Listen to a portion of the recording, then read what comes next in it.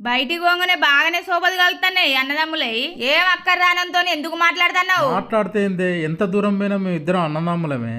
ఆయన పెళ్ళమ్మను తిడితే ఊలుకుండదో పలుకుండది. ఆ అక్కర్రానంతో నీకేం ముచ్చట? ఇట్లా కూర్చో, నీకు ఒక ముచ్చట చెప్తా. 9 8ని బాగా కొట్టిందట.